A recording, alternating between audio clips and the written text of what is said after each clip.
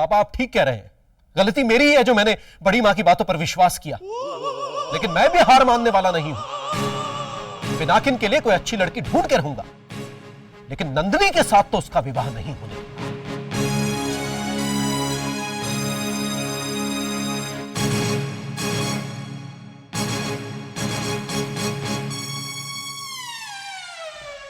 ये चंदू भी ना, क्या होगा उसका?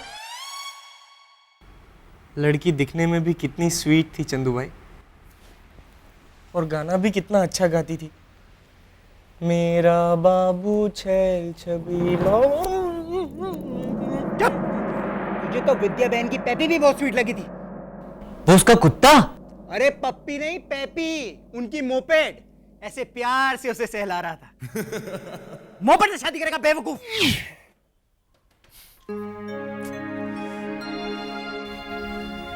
पापा, आप क्यों इतना अपसेट हो रहे हैं? मैं चाहता हूं कि मेरे बेटे का विवाह किसी अच्छी सी लड़की के साथ हो जाए। हाँ तो पापा वो एक लेकिन बड़ी मां ने मेरे साथ विश्वासघात किया है, माननीय प्रोफेसर चंद्रकांत जोशी के साथ, जो इतना नेक, इतना ईमानदार। चंदू, हम सब तेरे बायोडेटा से वाकिफ हैं, तो इन सब चीजों को एडिट करके मुद्दे की बात कर। मुद्दे की बात यही है कि चाहे कुछ भी हो जाए, मेरा निश्चय अटल है। मैं पिनाकिन की शादी किसी भी अच्छी लड़की से कर दूंगा, लेकिन नंदिनी के साथ तो हरगिज नहीं होने दूंगा। अच्छा चंदू, अगर पुरुषोत्तम तुझसे खुद आके माफी मांगे तो? वो सिर्फ नाम का पुरुषोत्तम है धर्मेश, पुरुषों में उत्तम तो वो है ही नहीं, वो असुरों में उत्तम है। उसने मेरे विश्वास के घोंसले को छिन्न भिन्न कर दिया है। और वही घोंसले को मैं फिर से बना के दूं तो?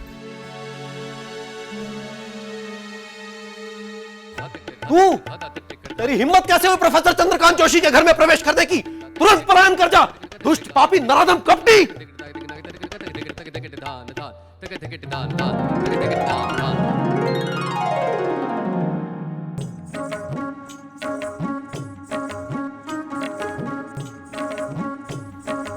चंदू तू तेरी भाषा में गाली देता है ना तो मुझे बहुत अच्छा लगता है। हाँ, क्योंकि मैं हुई भाषा का प्रकांड पंडित, और तेरे जैसी अशुद्ध भाषा में मुझे गाली देना नहीं आता। को बोल। देख चंदू, मैं तुझसे माफी मांगने आया हूं। नहीं सच, कल रात को जब ये आईने में देखकर कुछ बड़बड़ा रहे थे, तब भी मुझे डाउट गया था। सुधा, मैं पुष्पा भाभी से मिलकर आती हूँ। हाँ मिलो, लेकिन वापस मत आना।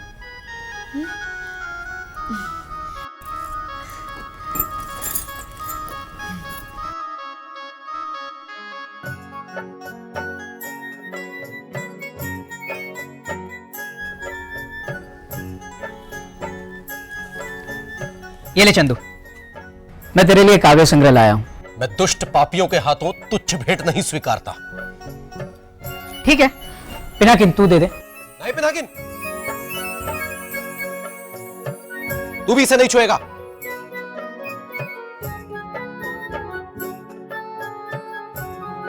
देख चंदू,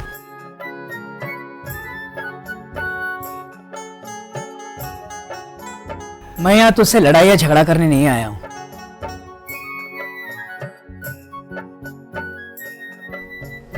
मैं सिर्फ तुझसे माफी मांगने आया हूं चंदू। आई एम सॉरी, मैं दिल से कहता हूं। I am really very sorry. Sorry doesn't make dead man alive. Sorry कह देने से मुर्दा आदमी जिंदा नहीं हो जाता। तो माफ कर दे ऐसा बोलूं, चलेगा? तू माननीय प्रोफेसर चंद्रकांत जोशी के साथ ठट्ठा मस्करी करता है? दूर हो जा मेरी नजरों से। अरे मुझे तो डर है कहीं मेरे बेटे के खाने में जहर मिलाकर। अरे पापा, पुरुषोत्तम अंकल ऐसा कुछ नहीं करेंगे। तू चुप हो जा पिनाकिन, तू जानता नहीं इस पाखंडी को। देख चंदू, मुझे कुछ नहीं सुनना। अरे जो वो कह रहा है चुपचाप बैठ के सुन तो नहीं चंदू। तू इस दुष्ट के लिए मेरे साथ ऊंची आवाज में बात कर रहा धर्मेश। चंदू, चंदू सुन, मैं बात को आगे नहीं बढ़ाना चाहता। मैं मानता हूं मुझसे बहुत बड़ी गलती हो गई। मैं हाथ जोड़ के तुझसे माफी मांगता हूं।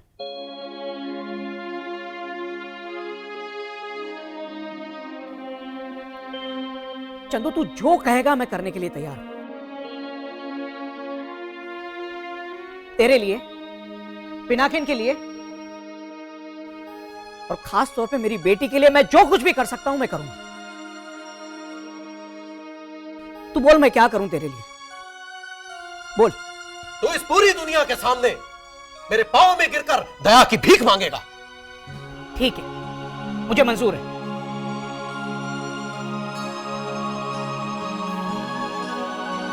मैं तब भी तुझे माफ नहीं करूंगा। Uncle please. तू तो अपने मुंह से एक शब्द भी मत निकालना लड़की।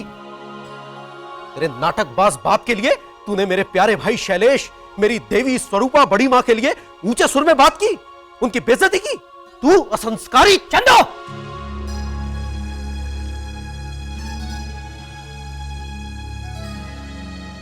तुझे जो कुछ भी कहना है मुझसे कह। मेरी बेटी को कुछ मत कहना। एक बार नहीं 1000 बार कहूंगा, ये लड़की हमारे परिवार के लायक नहीं है। पापा तू चुप हो जा। अरे तू जानता नहीं इस कपटी ने मेरे साथ कितना बड़ा छल किया है। और तू कान खोल के सुन ले लड़की, पिनाकिन का नाम अपनी जुबान पर मत लाना, तू इसके लायक नहीं है। सांप की बेटी नागिन ही होती है जो किसी भी वक्त डस सकती है। बस चंदू, अब अगर तूने मेरी बेटी के बारे में एक भी गलत शब्द बोला ना, तो मैं नन्नू की कसम खाकर कहता हूं, मैं तुझे बहुत मारूंगा। धर्मेश को मत देख, वो अगर मुझे 10 मारेगा तो मैं 1 तो मार ही सकता हूं, समझा? पुरुषोत्तम, 1 मिनट धर्मेश, अब बोल मेरी बेटी के बारे में, बोल।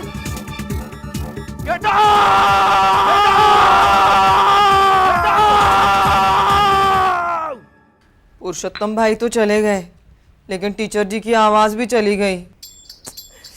देवा, जिंदगी में कभी इन्होंने इतना चिल्ला के किसी को गेट आउट नहीं बोला। मैं ये दवाई दे रहा हूँ, उसे दे देना, और वो जो जहर की बोतल है ना वो साइड में रख लेना, गलती से वो मत दे देना। हाँ पापा। पुरुषोत्तम भाई ने सुधा भाभी को नाश्ता भी नहीं करने दिया, ऐसे उनका हाथ पकड़ा और खींच कर लेके गए। और जसूबेन, सुधा भाभी ने बाद में मुझे फोन करके कहा भी कि जब उन्होंने मेरा हाथ पकड़ा और मुझे खींच कर लेके गए ना, तब भी मुझे डाउट गया कि वो मुझे प्यार से डांस करने नहीं लेके जा रहे हैं, खींच कर घर लेके जा रहे हैं। पुष्पा, मुझे पता है क्यों पूरी कहानी सुना रही है।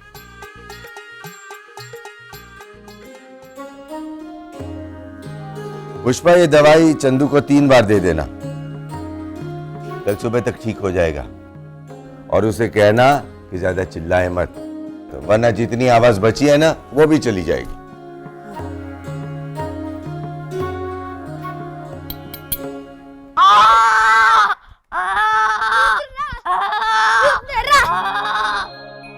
अरे यार सही तो पीछे चीटिंग मत कर यार।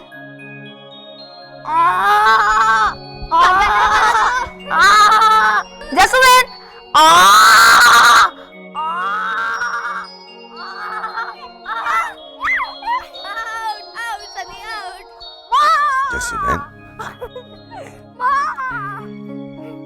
बच्चे बड़े क्यों होते होंगे? छोटे होते हैं तो कितने मासूम और भोले लगते हैं, ना दुनियादारी की चिंता, ना कोई जिम्मेदारी। लेकिन हर बच्चा बड़ा होता है, यही कुदरत का नियम है ना।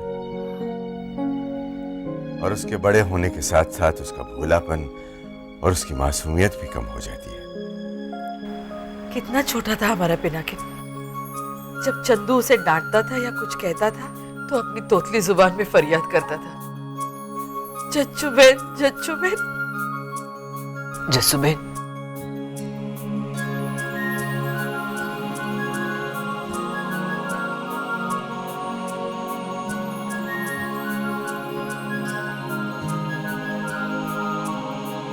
क्या फैसला किया बेटा? मैं और नंदिनी हमेशा एक दूसरे से मिलते रहेंगे जसूबेन। आप चिंता मत कीजिए, हम दोनों सिर्फ एक दोस्त की हैसियत से मिलेंगे। और नंदिनी की बदनामी ना हो, मैं इस बात का पूरा ख्याल रखूंगा जसूबेन। मुझे खुद पर और नंदिनी पर पूरा विश्वास है। हम शादी ना करें, पापा यही चाहते हैं ना, तो हम नहीं करेंगे शादी। लेकिन एक दोस्त की हैसियत से तो मिल सकते हैं ना। और मुझे पूरा यकीन है कि नंदिनी भी मेरी बात से सहमत होगी। बस पुरुषोत्तम अंकल को मनाना पड़ेगा। और आज मैं उन्हें मनाने उनके घर जा रहा हूं।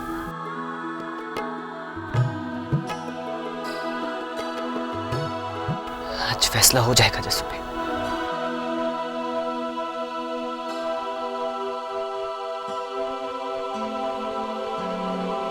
पिनाकिन,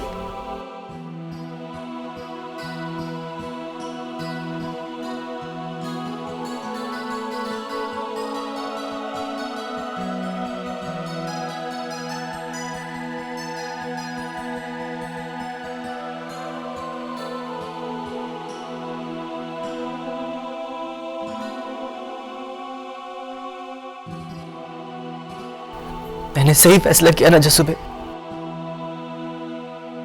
मेरा आशीर्वाद हमेशा तेरे साथ है और महादेव भी तेरे साथ है।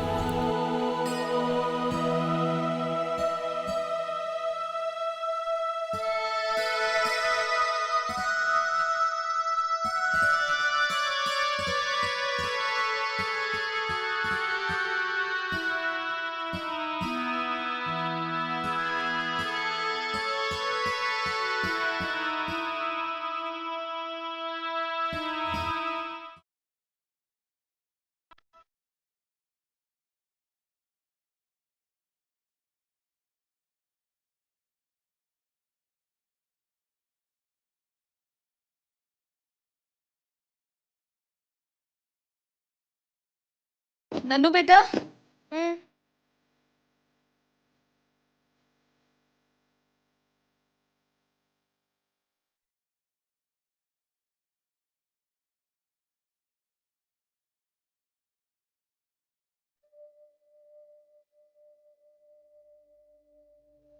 सॉरी बेटा। कुआलालंपुर। क्या कुआलालंपुर? वो कुआलालंपुर में मेरी कजिन सिस्टर है ना दीपा, उसके डैडी ने भी ऐसे ही हाथ रखकर सॉरी कहा था। सुधा, तू है ना एंटीक पीस है, एंटीक। अब मैं बात करूं नंदिनी से? हाँ,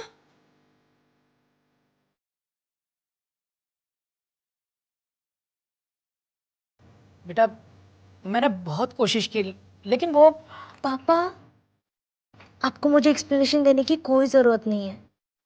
आपके मन में मेरे लिए कितना प्यार है ये मैं आपके आंखों में देख चुकी हूँ। हाँ, पर मैं तुझे खुश तो नहीं कर सकता ना बेटा। अब तू ही कोई रास्ता दिखा मुझे। तेरी खुशी के लिए मैं क्या करूं बेटा? मेरे पास एक रास्ता है अंकल। लेकिन तुम आओ बैठो।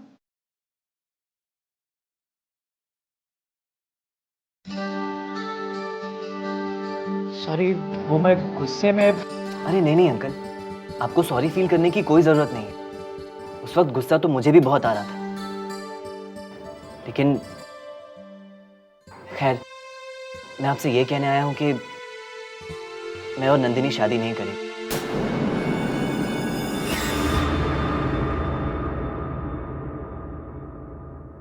पर हम दोनों हर रोज मिलेंगे, एक दोस्त की हैसियत से, और जिंदगी भर दोस्त।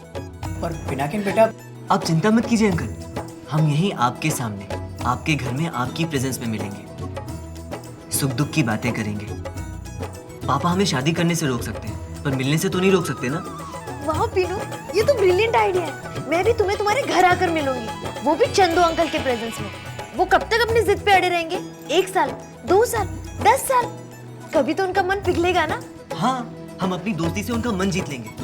लेकिन अंकल, आपको भी हमारी मदद करनी पड़ेगी। आपको पापा से फिर से दोस्ती करनी पड़ेगी। लेकिन ये कैसे मुमकिन है? अरे अंकल, जब दो देशों के बीच वॉर होता है तो उनके बीच भी दोस्ती हो जाती है, तो आपके और पापा के बीच क्यों नहीं हो सकती?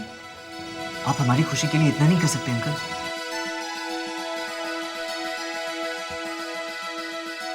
पोरबंदर।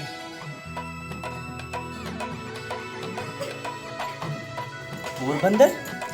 पिनाकिन बेटा, एग्जाम पेपर में फिल इन द ब्लैंक्स होता है ना, वैसा है इसका, पर जरा उल्टा है। ये आंसर दे देती है, लेकिन सेंटेंस हमें बनाने पड़ते हैं। पोरबंदर में इसके कजिन्स के बीच झगड़ा हुआ होगा और बाद में दोस्ती भी हो गई होगी। यही कहना चाहती है ना सुधा? नहीं नहीं, पिनाकिन ने ये जो शर्ट पहना है ना, मेरा पोरबंदर वाला कजिन भाई, उसके पास भी सेम शर्ट थी।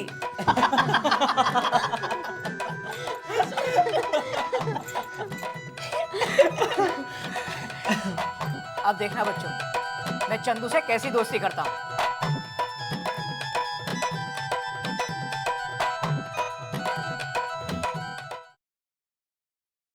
दुश्मनी क्या होती है अब मैं उस पुरुषोत्तम को दिखाऊंगा। अरे माननीय प्रोफेसर चंद्रकांत जोशी को उसने हो ट्रेन में जैसे एक्स्ट्रा डब्बे जोड़ते हैं ना, वैसे अपने नाम के आगे तू विशेषण और सब संबोधन जोड़ते ही जा रहा है। शॉर्ट में नहीं बोल सकता है। अरे तो मैं हूँ ही प्रोफेसर चंद्रकांत। अरे वो सब छोड़, तू पुरुषोत्तम के साथ क्या करने वाला है ये बता। लीजिए पढ़िए। कविता तो नहीं है ना? अरे पढ़िए तो सही।